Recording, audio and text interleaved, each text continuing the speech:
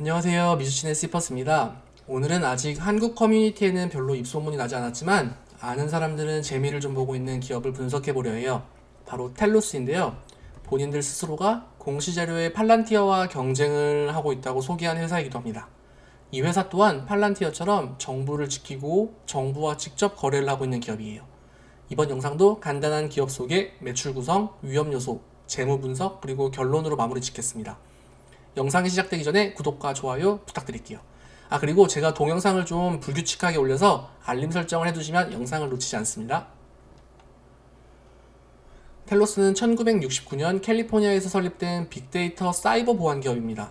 사업을 시작한 지 오래되었는데요. 이번 11월 19일에 상장을 했어요. 텔러스는 그리스어로는 목적, 목표라는 뜻을 가지고 있는데요. 아리스토텔레스는 텔로스라는 뜻을 두고 사람의 노력의 최고 끝 단계라고 정의를 내렸습니다. 이 뜻을 이어받아 회사명을 텔로스라고 지었어요. 주 고객은 미국 정부와 대기업들인데요. 정부와는 기본적으로 20년 이상 거래를 해외에 오고 있는 중이라고 해요. 빅데이터를 이용한 사이버 보안 비즈니스를 하므로 팔란티어와 크라우드 스트라이크 등과 경쟁을 하는 회사예요. 근데 뒤에서 제품 분석에서 다루겠지만 사실 팔란티어랑은 비슷하면서도 전혀 다른 분야이긴 해요. 제가 팔란티어 분석 영상도 올렸는데요. 혹시 안 보신 분들은 팔란티어 영상도 봐주시면 감사하겠습니다. 사이버 보안 시장은 2025년까지 610억 불로 성장할 예정이라고 해요. 이건 당연한 것 같아요. 클라우딩 시장이 커지는 만큼 이쪽의 보안 시장도 같이 커지는 구조겠죠. 그리고 최근 국가 간의 정보 싸움과 해킹 시도가 빈번해서 또 이쪽의 기술력이 점점 더 중요해질 것 같아요. 현재 텔로스의 주가는 30불인데 PSR이 6배 정도로 팔란티어와 C3AI가 각각 49배, 50배인 것을 볼 때 텔로스의 현재 주가는 매출 대비 상대적으로 낮다고 볼 수 있습니다. 텔로스의 매출 구성을 볼게요. 텔로스는 매출을 시크릿 솔루션과 시큐어 네트워크 두 개로 나뉘는데 매출 비중은 각각 80%와 20%라고 합니다. 여기를 보시면 Security Solution은 총 4개의 제품으로 구성되어 있어요. 이 제품의 각각 소개는 뒤에서 자세히 하도록 하겠습니다. 텔로스의 최근 3년간 매출을 보시면 17년부터 19년까지 총 47%가량의 매출이 증가했어요. 2020년도 9개월 기준에는 전년도 동기 대비 20%가량 증가했고요. 재미있는 점은 이 매출의 85%가량은 리커링 매출로 반복적으로 이루어지는 매출인 거라고 해요. 옆에서 이제 최근 체결한 계약을 보면 TSA라고 미국 교통안전청이죠. 공항에 갈 때마다 막 검사하는 사람들 있잖아요. 이제 그게 TSA 부서인데 여기랑 10년간 17억 불 가량의 이제 계약이 시작됐고 CMS 미국 보험청이죠. 여기랑도 10년간 20억 불을 가량의 장기 계약이 예정돼 있다고 해요. 그리고 다른 미국 정부 기관이랑도 10년 이상 계약이 예정 중이고요. 보시다시피 기본적으로 계약이 정부와 10년 이상 간의 장기 계약이에요. 이게 보안 산업의 최대 장점인 것 같습니다. 강한 유대감과 믿음을 바탕으로 쉽게 업체를 바꾸지 못하는 거죠. 물론 기술력도 필요하고요. 그럼 현재 텔로스와 거래하는 고객을 볼까요? 크게 기업과 미국 정부기관 이렇게 두 개로 나뉘어 있는데요. 텔로스는 본인들이 공시자료에 밝힌 것처럼 정부기관과 대기업들 위주랑만 거래를 하고 있다고 했어요. 앞으로는 사업을 더 확장하겠지만요. 보시면 다 엄청난 기업들이에요. 로키드 마틴, HP, 페덱스, 시티그룹, 마이크로소프트, 아마존, 딜로이트 등등 다 이름만 들어도 아는 기업들이죠. 그리고 최근에는 오라클과 구글과도 협력을 하려고 논의 중에 있다고 합니다. 여기 구글이랑 딱 오라클을 끼면 멋있겠죠? 정부기관은 앞에서 말씀드린 대로 TSA와 CMS를 포함해서 여기 보면 CIA와 국방부 등도 이렇게 거래를 하고 있습니다. 이런 거래 업체들을 보면 일단 텔로스의 기술력이 어느 정도 인정이 되고 비교적 안정적인 매출이 이어질 것으로 예상이 될 수 있죠.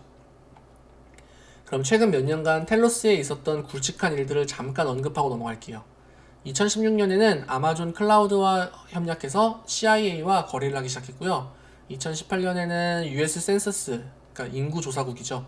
여기랑도 새 거래를 시작했고 2018년에는 또 텔로스 고스트라는 뒤에서 설명드릴 프로그램을 시작하게 되었는데요. 2019년에는 마이크로소프트와 협력을 시작했고 그리고 또 2019년에는 바로 1년 전에 런칭한 여기 텔로스 고스트로 미국 정부 기관과 약 3,900만 불가량의 계약을 따기도 했다고 합니다. 2020년에는 아까 위에서 설명드린 대로 TSA와 CMS랑 10년 계약을 따내기도 했고요. 뭔가 하나하나가 짧지만 굵직굵직하죠. 그럼 위에서 설명드린 대로 이 제품들을 하나씩 간단하게 볼게요. 먼저 싹타인데요. 이건 텔로스의 핵심 제품으로 토탈 보안 솔루션이에요. 외부의 공격으로부터 방어를 해주는 기능이죠. 끊임없이 데이터를 분석하고 비정상적인 활동을 찾아서 예방 및 방어를 해주는 기능인데요. 자료를 지키기 위해 정부뿐만 아니라 여기 적힌 것처럼 외부 감사 시스템, 감사, 그리고 컴플라이언스, 재고관리, 서플라이 체인, 그리고 은행 등에서도 이제 사용을 한다고 합니다. 앞으로도 이제 무궁무진하게 사용할 것 같아요. 다음은 텔로스 고스트인데요. 인터넷상에서 아예 그냥 발자취를 감추는 기능이에요. 다른 외부로부터 유령처럼 존재감이 없이 이제 사라지게 돼버리는 거죠. 보시면 슬로건에 이런 문구가 있어요. 볼 수 없는 것은 공격할 수도 없다 라는 거죠. 멋있죠? 이 기능을 통해 대기업과 정부기관 그리고 특히 군 부대 등에서 비밀작전과 비밀회의를 진행하고 자료를 저장할 때 도움이 된다고 합니다. 외부에서 해킹이 들어올 수 없도록 내 존재 자체를 숨겨버리는 거예요. 싹타로 해킹을 방어하고 고스트로는 존재감을 지워버릴 수 있네요. 이 그림을 보시는 것처럼 군부대와 사법기관에서는 고스트를 기능을 통해서 작전과 정보를 숨길 수 있고, 여기에서는 또 헬스케어와 제약사 등은 비밀스러운 연구 진행 결과를 숨길 수도 있고, 이 외에도 다양한 부분에서 이 기능이 적용된다고 해요. 그래서 이것만 봐도 텔로스가 왜 대기업 위주로 거래를 할 수 있는지 알 수 있겠죠. 뭔가 숨길 게 많고 지킬 게 많을수록 텔로스랑의 거래가 커지겠죠. 다음은 ID 트러스트인데요. 이것은 FBI와 연계를 하면서 빅데이터를 통해 사람들의 신원을 확인해주는 기능이에요. 특수부대를 포함한 모든 군부대의 아이디 관리를 도와주고 FBI와 함께 지문인식 정보도 교류하고, 위에서 설명한 대로 TSA랑은 이제 공항 등에서 신속하게 신원을 확인할 수 있다고 해요. CMS랑은 이것을 통해 각종 보험 사기나 각종 이제 이런 기타 사기들의 예방 조치도 할 수 있다고 합니다. 또 대기업과 금융기관이 신규 직원을 뽑을 때도 이 기능을 통해서 이제 백그라운드 체크를 한다고 해요. 이걸 보시면 주로 TSA와 거래를 하고 다양한 금융기관이랑도 거래를 한다고 하죠. 근데 공시자료를 보면 텔로스는 이 분야에서는 본인들이 이 기능을 제공하는 유일한 업체라고 설명을 합니다. 아래는 이제 이 기능을 사용하는 거래처들의 명단인데 정말 굵직굵직하죠. 적어도 이 분야에서는 아직 경쟁자가 없다고 해요. 본인들 말로는. 마지막으로는 AMHS라는 제품이 있는데요. 이건 자동화된 메시지 공유 시스템이에요. 미국 군부대와는 이 기술로 1999년부터 거래를 하고 있었는데요. 보안된 안전화된 메시지들을 전 세계에 퍼져 있는 미국 군부대와 정보기관 그리고 미국의 동맹국들 사이에서 전달해주는 기능이 있다고 합니다. 특히 미군 부대의 작전 상황에서는 필수라고 해요. 그래서 팔란티어와 비교해볼 때 약간 비슷하지만 따지고 보면은 전혀 다른 분야이기도 한 거죠. 이제 각자의 집중화된 영역이 따로 있는 것 같습니다. 그래서 경쟁이라고는 둘이 하기가 좀 애매하겠네요. 그리고 보시면 현재 전 세계에 50개가 넘는 조직과 거래를 하고 있는데요. 앞으로는 나토와 미국의 동맹국들과 더 많은 거래를 하도록 노력 중에 있다고 해요. 본인들은 이 시장을 뚫을 가능성이 크다고 소개했네요. 그것도 공시자료에. 그래서 이거 보면은 팔란티어와는 비슷한 게, 미국과 이런 시스템은 이제 모든 국가랑 거래를 하는 게 아니에요. 미국과 미국의 동맹국들만 거래를 하는 거죠.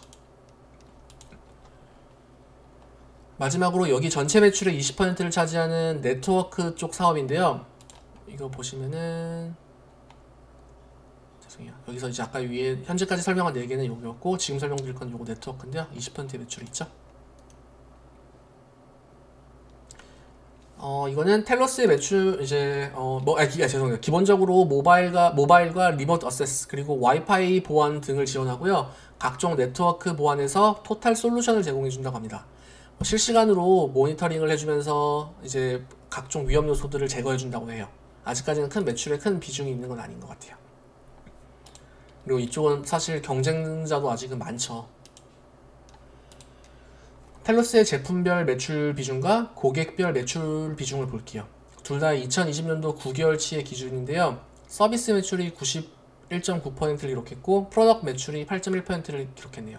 고객별 매출로는 미국 연방정부와의 매출이 95%로 압도적이고 주 정부와 이제 기타 커머셜 기업들의 매출은 4.7%에 불과하는 등 매출 비중은 좀 많이 쏠려 있는 모습입니다. 제가 좋아하는 구조는 아니에요, 사실은 이런 거는. 그럼 텔로스의 위험 요소를 보겠습니다. 먼저 첫째는 업력에 비해 불규칙한 수익성이에요. 2017년부터 2020년까지 적자와 흑자를 반복하는 등 오래전부터 영업한 기업치고는 수익이 안정화돼 보이진 않았습니다. 그래도 최근 9개월 기준 400만 불의 흑자를 기록한 것은 긍정적입니다. 두 번째로는 연방정부 등 소수 고객에게 의존하는 매출 의존도인데요.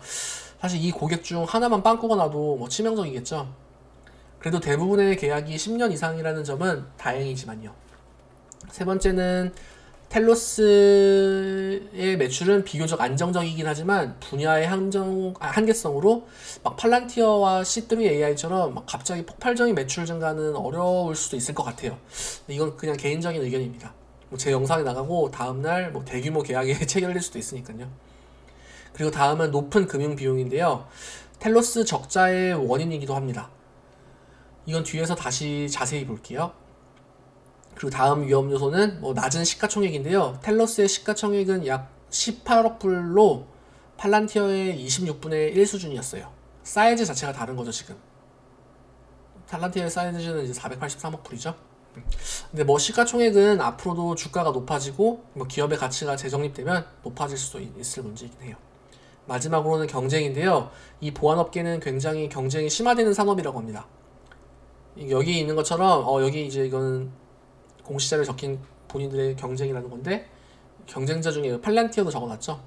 근데 얘네들이 또 재밌는 게 그래서 보안 시장 내에서는 자기들이 속한 포지션에서는 같은 서비스를 제공하는 어떠한 경쟁자가 없다라고 자신있게 말하는 모습이에요. 그렇지만 사이버 보안 시장은 커질수록 이제 경쟁이 심해질 거라고 봅니다. 자, 그럼 위에서 설명한 대로 텔로스의 이거 높은 금융비용과 관련된 문제를 볼게요. 대출 관련인데요. 공시자료를 보니 텔로스는 엔캡 인베스트먼트라는 곳에서 텀론, 그러니까 기간 대출을 받았어요. 이 회사를 찾아보니까 엔캡 이거는 88년도 텍사스에서 설립된 미국의 사모펀드 회사라고 하는데요. 보시면 2017년부터 이곳에서 총 1100만 불의 대출을 받았어요. 기간 대출을. 근데 이제 2019년도에는 500만 불을 늘려서 총 1600만 불의 대출이 됐다고 해요. 근데 이자율이 미쳤어요. 이자율이 2017년 처음에는 13%였는데 연간 13% 이자였는데 지금 2019년에 조건을 바꾸면서 이자율이 17.3%로 올랐어요. 이게 말이 됩니까? 처음 대출보다 이제 오른 것도 뭐 웃긴데 지금 저금리 시대에 이제 이자율이 17.3%라는 거는 와 말도 안 되는 것 같아요. 도둑놈들이죠. 그리고 UCC 시니어 포지션이라는 담보를 잡았는데요. 이건 매출 채권과 인벤토리를 포함한 모든 비즈니스 자산을 담보로 잡은 거예요. 근데 미국에서는 신용대출의 경우 이 UCC 파일링은 기본이니 사실 큰 의미는 안 둬도 돼요. 그래도 이게 선순위로 지금 잡혀있다는 거는 투자자 입장에서는 기분 나쁜 거죠. 그럼 이제 상장을 했고 현금이 좀 생겼으니 이 대출을 그냥 다 갚아버리면 되는 거 아니냐. 그럴 수도 있죠. 다 갚아버리면 금융비용이 줄어들 테니까요. 다행히 이거 보시면 30일 전에 노티스를 주면 모든 대출금을 이제 한 번에 갚을 수 있다라는 조항이 있어요. 갚으려면 갚아라 그런 거죠. 근데 문제는 엑시트 피로 대출을 조기 상환하는 대신에 120만 불의 비용을 내야 돼요. 전체 론 금액의 1%가량을 이제 PPP, 즉 프리페이드 페널티로 내는 거니 합당하다고는 봅니다. 근데 텔로스 입장에서는 이거 비용을 내고 돈을 갚던가 아니면 계속 높은 이자 비용을 내면서 원리금을 천천히 갚을 것인가 고민이 되겠습니다. 근데 애초에 이런 조건의 대출을 빌린 것 자체가 회사의 재정 상태와 신용 상태가 좋지 않다라는 것을 의심해 볼 수 있습니다. 제가 혹시라도 잘못 본 거 있으면 댓글로 남겨주세요. 다음은 텔로스의 수익률입니다. 앞에서 설명드린 대로 텔로스의 매출은 꾸준히 안정적인 2자리 이상의 성장을 하고 있었습니다. 최근 상장한 다른 IPO 기업들의 매출이 워낙 말도 안 되게 폭풍 성장하고 있어서 그렇지 사실 텔로스도 나름 나쁘지 않은 성장을 하고 있는 것 같아요. 매출 총이익률은 34%를 기록했는데요. 소프트웨어 업체치고는 매출 총이익률이 많이 낮아 보입니다. 팔란티어의 매출 총이익률이 75%였던 것을 볼 때 거의 절반 이하 수준이죠. 근데 텔로스는 또 소프트웨어의 감가상각 비용을 좀 많이 집어넣은 편이에요. 그래서 수익률은 좀 낮아 보이는데 아시다시피 이 감가상각 비용은 현금 흐름에서 다시 애드백 됩니다. 그리고 영업이익률을 보면 다른 IPO 업체와는 다르게 그래서 꾸준히 플러스 이익률을 기록해주는 모습을 보여줍니다. 그 폭이 크진 않지만요. 그런데 영업이익률은 플러스인데 순이익률을 보시면 마이너스가 막 되는 거죠. 플러스와 막 마이너스 사이를 오고 가고 있죠. 영업이익은 플러스인데 순이익률이 낮아진다는 것은 영업 외 비용이 크다는 것을 의미하겠죠. 텔로스에는 영업 외 비용 중 이자 비용이 커요. 위에 설명드린 것처럼 전체 매출 대비 이자 비용의 비율이 매년 줄어들고는 있지만 4%에서 6% 수준을 이제 차지하고 있었습니다. 앞에서 설명드린 고이자율의 텀론 때문인 거죠. 그래서 영업이익에서는 흑자가 나도 이 이자 비용 때문에 전체적으로는 몇 번씩 순적자를 이루게 되는데요. 상장이 되고 현금이 좀 확보됐으니 이 이자 비용은 앞으로 좀 줄여야겠네요. 한 가지 긍정적인 것은 전체 매출 대비 영업비용 비율인데요. 최근 4년간 매출은 꾸준히 증가하면서 영업비용 비율은 꾸준히 줄어드는 추세였어요. 전체 매출 대비 영업비용이 2017년도에는 37%를 기록했는데 2020년도에는 10% 정도 감소한 27%를 기록했네요.